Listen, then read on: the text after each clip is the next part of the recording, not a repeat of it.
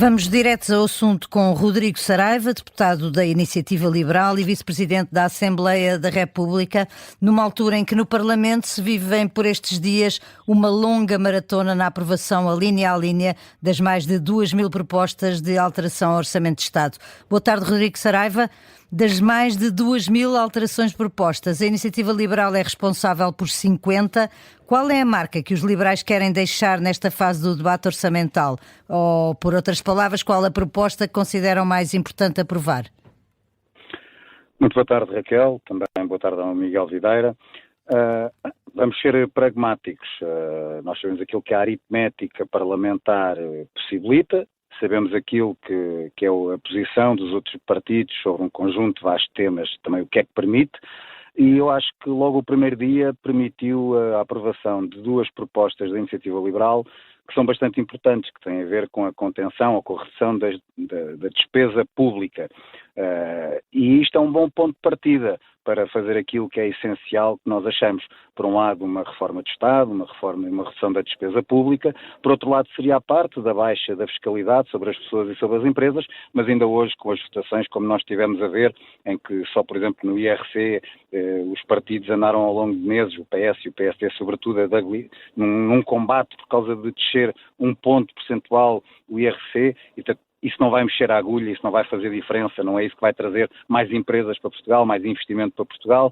A baixa também do IRC é pouquinho, é pouco ambiciosa, portanto nessa vertente de baixar a fiscalidade, de permitir deixar mais dinheiro no bolso das pessoas e também no cofre das empresas para pagarem melhores salários, para investirem mais, isso não vai acontecer. Esta parte da reforma do Estado e da reforma da redução da despesa pública, estamos aqui a fazer passos já importantes, mas são coisas que vão depender depois da motivação do Governo para isso. Nós vamos estar atentos, já vamos acompanhar a execução da aprovação destas duas propostas, como fizemos há uns anos, quando foi aprovado o portal da transparência, e depois o Governo de então do Partido Socialista demorou um pouco, tivemos que insistir, tivemos que reforçar em outros orçamentos propostas relativamente ao aprofundamento do portal de transparência, e será esta fase, assim, numa expressão inglesa, vamos entrar agora num bocado no modo watchdogs para garantir que essa redução de despesa pública existe e permite alavancar o dinheiro dos contribuintes para outras coisas que não para engordar o Estado, como ele tem vindo a engordar ao longo das últimas décadas. Sublinhou que a descida do IRC em um ponto percentual que não beneficia, grosso modo, as empresas e que também não mexe particularmente nas contas do Estado. E o aumento das pensões, proposta do PS, com aprovação garantida, isso vai mexer com os cofres públicos? Vai, pelas contas que a UTAL fez, isso vai mexer. Nós estamos a votar contra todas estas propostas que têm a ver com as pensões, não por acharmos que as pessoas não mereçam, que os pensionistas não mereçam ter melhores pensões. Nós achamos que os pensionistas devem ter maiores pensões, achamos que as pessoas devem ter maiores salários, achamos que todas as pessoas devem ter mais rendimento, mas para isso ser possível é preciso acontecer duas coisas importantes. A primeira, haver crescimento económico, e a segunda, haver a redução daquilo que é o tamanho do Estado. Isso é essencial. Concordam, portanto, com o princípio defendido pelo Governo, que só se houver crescimento económico, só nessas condições é que deve ser promovido um aumento das pensões, e não de forma permanente? Acho que é um pouco forçado concordar em plenitude que o Governo acha mesmo isso do crescimento económico, porque não vemos muitas medidas para isso fazer acontecer. Mas se tiverem esse princípio e começarem a implementar a partir de agora políticas nesse sentido, obviamente têm o nosso aplauso. Se há partido que colocou na política em Portugal, no centro da discussão do debate político em Portugal, a necessidade do crescimento económico, foi a Iniciativa Liberal, dizemos isso sem prioridades nenhums e até com vaidosos disso. E, portanto, o crescimento económico é essencial. Para quê? Para que as pessoas tenham melhores salários e os pensionistas tenham melhores pensões. Isso é óbvio para todos. Mas faz sentido a contenção e a cautela que o Governo tem dito ser necessária, sobretudo tendo em conta também o contexto internacional. Isto era também para lhe perguntar se esse crescimento económico que a IEL desde sempre se tem batido e de que sempre ouvimos falar, se não tem o caminho um pouco dificultado com uma Europa em recessão, com a Alemanha a entrar em crise e com o contexto de conflitos internacionais que temos. Nós não podemos ignorar os contextos, e sobretudo os contextos internacionais, e nós também somos um partido gradualista. Sabemos que as coisas fazem, por isso é que, por exemplo, em termos do IRS, eu vou dar este exemplo, a nossa proposta em termos de programa eleitoral foi uma, e nós nos primeiros anos que chegámos à Assembleia da República nunca apresentámos essa proposta logo de imediato, porque acreditamos também na vertente gradual, mas há uma coisa da proposta de baixa de impostos, debate-se normalmente muito, o discurso é logo, o fim da receita, a receita que se vai perder, mas nunca ninguém fala de os benefícios que traz de baixar impostos. E se nós olharmos até para as contas públicas, e por exemplo na questão do IRC, nos últimos 20 anos, das únicas 2 vezes que houve uma baixa considerável de IRC, aquilo que aconteceu foi que a receita até aumentou. Portanto, quando se diz que baixar impostos, cuidado que a receita do Estado vai baixar, isso não é líquido. Até porque mesmo no IRS, se baixa a receita do IRS, possivelmente a receita do IVA vai baixar. E, portanto, quando se fala de baixa de impostos, é preciso fazer estas contas. O que reduz diretamente da baixa desse imposto, mas também começar a contabilizar aquilo que é o potencial crescimento de outras receitas. O Estado tem outras formas de receitas, recordando sempre que o dinheiro é das pessoas, o dinheiro é das empresas e, por princípio, ele está melhor no bolso das pessoas, no cofre das empresas, do que no cofre do Estado. Vamos aqui mudar de tema. O próximo ano é ante-autárquicas. Um desafio para o seu partido, a Iniciativa Liberal. Já decidiu se junta à coligação de Carlos Moedas em Lisboa? É sempre a pergunta que vem.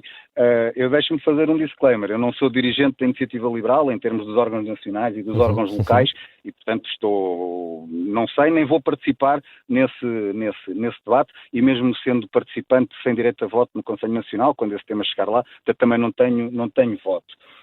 Mas tem opinião? O que é que eu tenho opinião e tento às vezes controlar-me, porque também não vou ser hipócrita e dizer que a minha opinião não condiciona. Ela condiciona em parte e por isso é que às vezes também me controlo um pouco naquilo que é a minha opinião. Eu não sei qual é de facto a decisão que o Núcleo de Lisboa vai tomar, qual é que é a decisão que a próxima Comissão Executiva, isto também tem que haver este contexto, vai haver eleições da Iniciativa Liberal, vai haver uma nova liderança, uma nova Comissão Executiva, uma nova equipa, uma nova moção de estratégia global e isso são os próximos dirigentes nacionais que tomarão também essa decisão em conjunto com o Núcleo de Lisboa. O que eu posso dizer de Lisboa é que eles vão ter que avaliar bem, porque há muitas variáveis para essa decisão. Se de repente houver uma frente de esquerda fortíssima, isso é uma variável que tem que estar dentro dos critérios de análise. Mas eu também gostava de dizer que eu percebo que o engenheiro Carlos Moedas, o atual Presidente da Câmara de Lisboa, queira muito contar com a Iniciativa Liberal. Em primeiro, porque eu percebo e reconheço aquilo que é, e o próprio Carlos Moedas reconhece a competência dos nossos autarcas, que começa na Assembleia Municipal e em algumas freguesias. Em segundo, eu percebo que ele tem tido algumas dificuldades em implementar políticas liberais pelo contexto aritmético da Câmara, do Executivo da Câmara e da Assembleia Municipal, mas também às vezes é preciso motivação, é preciso contar com os liberais para que as coisas aconteçam. Eu dou 2 exemplos porque é que acho que Carlos Moedas falta-lhe alguma coisa ao longo deste mandato para ter sido de facto um presidente liberal. Na Derrama, o Lisboa continua a estar no clube da taxa máxima. E isso não é ser liberal. Não houve uma baixa, uma redução da derrama. E no alojamento local tem havido uma permanente suspensão das licenças de alojamento local. Isto são logo 2 coisas que um liberal fazem urticária. E, portanto, é preciso... E não era mais útil, nesse sentido, uma iniciativa liberal que estivesse dentro do governo da Câmara e não que estivesse fora? Eu também posso dizer que é possível a Iniciativa Liberal estar dentro do Governo da Câmara, ou seja, no Executivo, indo por si só às eleições. Isso é possível, é o sistema eleitoral que nós temos. Portanto, no próximo mandato, havendo vereadores da Iniciativa Liberal, indo a Iniciativa Liberal por si... Foi um objetivo que nas últimas eleições não conseguiram.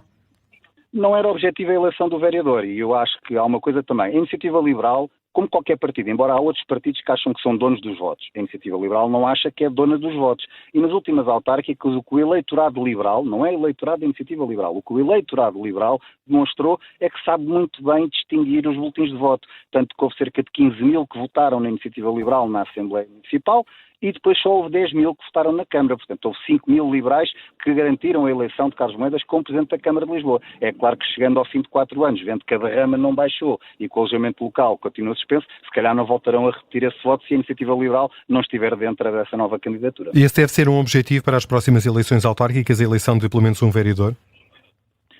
Não só em Lisboa, acho que a Iniciativa Liberal... Mas em Lisboa, no caso concreto de Lisboa. Nestes últimos anos tem feito um crescimento considerável. Aliás, é o único partido que em todas as eleições de âmbito nacional tem crescido. É o único partido, até às europeias, e, portanto, nas autárquicas deve também continuar a ter o objetivo de crescer ao longo do país, em mais municípios, e sim, em Lisboa, acho que temos que almejar, temos que ter essa ambição. Aliás, Rui Rocha tem demonstrado que é um líder ambicioso, tem posto objetivos ambiciosos, uns são alcançados, outros ficam aquém, mas, em primeira instância, temos que ter ambição e pôr objetivos ambiciosos. Eu acho que a Iniciativa Liberal deve ter o objetivo de entrar no Executivo Municipal da Câmara Municipal de Lisboa, como é óbvio. Rodrigo Saraiva, junto à questão de Lisboa, também a questão do Porto, porque nas duas cidades se coloca, no fundo, a questão de se estas câmaras podem ou não voltar para as mãos do Partido Socialista, ainda que em coligações alargadas de esquerda. E é por isso que alargo também a questão ao Porto, para saber se, à semelhança de Lisboa, esta também pode ser uma hipótese em que a Iniciativa Liberal possa concorrer em coligação com uma candidatura mais abrangente no Porto, que envolva os partidos da AD. Sim, acho que o núcleo do Porto, quando no momento que tiver a tomar a sua decisão, uma das variáveis é essa, é que se há uma frente de esquerda ou não, quem é que serão os candidatos, quer do Partido Socialista, quer até do próprio PSD. As pessoas às vezes também demonstram logo, dão garantias de que se os programas vão ser um pouco mais liberais ou não. E, portanto, são um conjunto de variáveis. As decisões autárquicas de ir sozinhos, de ir coligados, ou mesmo depois das eleições, de haver coligação ou não, como nós tivemos no caso das legislativas, nunca são decisões fáceis para ninguém, são decisões com muitas variáveis. Eu estou certo que o núcleo do Porto, e depois em conjunto com os órgãos nacionais, tomarão uma boa decisão, e aquela que faz sentido para quem está no Porto, porque eles também conhecem melhor o terreno, o sentimento das pessoas. Eu, com 300 km de distância, não quero arriscar muito mais do que isto. Vamos falar também um pouco sobre a vida interna da Iniciativa Liberal, que tem tido algumas divisões, sobretudo desde que Rui Rocha assumiu a liderança. No próximo congresso chegou a estar anunciado um outro candidato à liderança, Tiago Maia Gonçalves, que entretanto se viu envolvido num processo que o afastou. Que dano fez à Iniciativa Liberal a revelação de que o ex-candidato presidencial do partido esteve envolvido na falsificação de assinaturas numa autarquia do Porto? Tal como o Rui Rocha, o nosso presidente, já disse, não vamos ignorar que pode haver algum impacto negativo na Iniciativa Liberal desse acontecimento. Mas eu acho que quer o Rui Rocha, quer a Iniciativa Liberal, em termos de órgãos nacionais e também do Grupo de Coordenação Local do Porto, tomaram a atitude rápida e, como o Rui Rocha disse, aquilo que depois vai fazer diferença é a forma como as instituições, neste caso o Partido de Iniciativa Liberal, lidou com a situação. Portanto, eu acho que lidou da forma correta, e neste momento agora decorre, em termos políticos, um processo no Conselho de Jurisdição, é o tempo do Conselho de Jurisdição. Também sabemos que em termos públicos decorre um processo no Ministério Público, também deve decorrer, e não tenho muito mais a acrescentar do que isto, porque acho que aquilo que tem sido a posição e aquilo que Rui Rocha tem transmitido tem sido o adequado e o correto. Rodrigo Saraiva, estava aqui, troquei-lhe o apelido com o apelido de Maia Gonçalves. Rodrigo Saraiva, agora que Maia Gonçalves está afastado de uma hipotética corrida, enfim, ao disputa eleitoral com Rui Rocha na próxima convenção dos liberais, começa a surgir um nome de Carlos Quintas, que foi também por poucos dias candidato à Câmara de Lisboa pela Iniciativa Liberal e que entretanto se afastou porque estava envolvido num processo pelo qual teve que responder em tribunal, do qual já está livre, e ele pode ser efetivamente agora alguém a desafiar a liderança de Rui Rocha na Iniciativa Liberal. Isto significa que há mal-estar interno com a atual liderança? Não foi só no nome que referiu que a Raquel se enganou. Sim, é Miguel Quintas. Sim. Mesmo depois na contextualização disse algumas coisas que não são exatamente verdade. Mas eu, sobre a questão da convenção da Iniciativa Liberal, acho que vou repetir aquilo que disse ao vosso colega Miguel Viterbo Dias há cerca de um mês no programa Sofá no Parlamento, quando ele me perguntou do caminho para a Convenção da Iniciativa Liberal. A única coisa que eu tenho a dizer é que acho que quando chegar o momento adequado, e este fim de semana, este ano próximo vai haver Conselho Nacional e, portanto, a Convenção será marcada, o único desejo que eu tenho é quando chegar o momento que o Rui Rocha se apresente como recandidato e que depois, quando chegar à Convenção, tenha o reconhecimento dos membros da Iniciativa Liberal para continuar como Presidente da Iniciativa Liberal. O Rui tem feito um excelente mandato, num contexto interno, nacional e internacional difícil, e tem conseguido uma boa entrega e bons resultados para a Iniciativa Liberal. Portanto, aquilo que eu espero é que o Rui Rocha se recandidate e que continue como Presidente da Iniciativa Liberal. Eu, como membro de base da Iniciativa Liberal e também como deputado, é esse o apoio que eu darei quando chegar à Convenção da Iniciativa Liberal. Ainda temos sensivelmente 2 minutos e meio para esta entrevista. Vamos às presidenciais. A Iniciativa Liberal deve ter um candidato próprio, sendo que não pode nascer naturalmente do interior do partido, são candidaturas unipessoais, ou desta vez vão optar por olhar para uma das candidaturas que já se começa a perfilar, e são muitas? Como eu disse há pouco, vai haver uma convenção da Iniciativa Liberal e a próxima moção de estratégia global tem que orientar aquilo que vai ser a participação da Iniciativa Liberal nas presidenciais.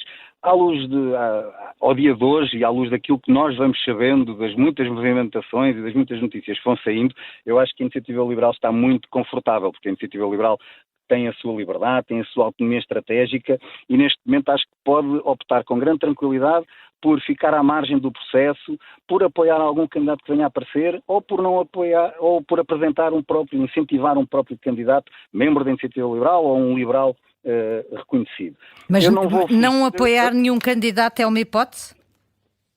Eu acho que é, porque, como eu disse há pouco, os partidos não são donos dos votos. Ainda ontem ouvi André Ventura na SIC a fazer uma ameaça. Quem recusar o apoio do Chega perde logo 1 milhão de votos. Quer dizer, a Iniciativa Liberal não se acha dona dos votos. Se o André Ventura se acha dono de 1 milhão de votos, é uma perspectiva, mas demonstra também, é mais uma diferença entre estes dois partidos. A Iniciativa Liberal não é dona dos votos, portanto, e numas presenciais em que parte do pressuposto que tem que haver uma pessoa, um português, uma portuguesa, com vontade, com mais de 35 anos, com vontade para ser candidato, isso é que importa, não é os partidos que têm que obrigar alguém a ser. E eu não vou fugir ao tema Gouveia e Mel, que é Exato, era a pergunta seguinte que tínhamos aqui para lhe fazer. Pronto, é porque Gouveia e Mel já não é um elefante na sala, quer dizer, está completamente presente. Eu sou de uma minoria que talvez conheça melhor o almirante Gouveia e Mel, porque sendo deputado na Comissão de Defesa, tenho a oportunidade de ter algumas interações com ele, em audições à porta aberta, em audições à porta fechada, e permite. E deixe-me dizer que eu tenho a melhor das impressões do almirante Gouveia e Mel enquanto chefe-maior da Armada. Acho mesmo, e não tenho a melhor das opiniões. Depois há aqui 2 questões que dão... Uma pessoa fica um bocado na dúvida do que achar de uma candidatura do almirante Gouveia e Mel.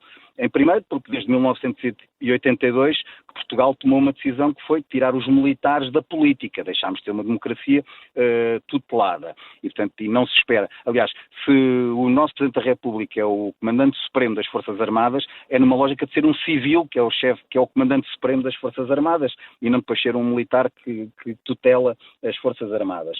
Mas qualquer cidadão, e portanto, se o almirante Gouveia e Mel deixar de ter almirante, se deixarmos de referir a ele como almirante e passar a ser apenas Gouveia e Mel, que passa a ser um cidadão, quer dizer, ele tem todos os seus direitos e pode ser candidato. E é uma pessoa com qualidades e se calhar com defeitos. Mas qualidades e defeitos que talvez muitos portugueses ainda não conheçam. E esse é que será o desafio de Gouveia e Mel, que é, se de facto viesse a saber, e a confirmar-se que ele é candidato a Presidente da República, vai ser uma oportunidade para todos o conhecermos melhor, porque há muita coisa que nós não conhecemos, sobretudo o seu pensamento político e aquilo que acha, e o que é que acha da função de Presidente da República, que não é uma função de sumenos. A Iniciativa Liberal acho que está mesmo muito tranquila a assistir ao desenrolar deste caminho, e depois os candidatos à Iniciativa Liberal na Convenção, na sua moção de estratégia global, é que terão que apontar o caminho para os membros depois votarem nessa moção. Rodrigo Saraiva, já ultrapassámos o nosso tempo, mas só mesmo em 10 segundos. Admite que a Iniciativa Liberal possa vir a apoiar a candidatura de Henrique Gouveia e Mel? Acho que já disse tudo o que tinha a dizer. Aqui não vou condicionar. Obrigado, Rodrigo Saraiva, deputado, vice-presidente da Assembleia da República. Esteve no Direto ao Assunto.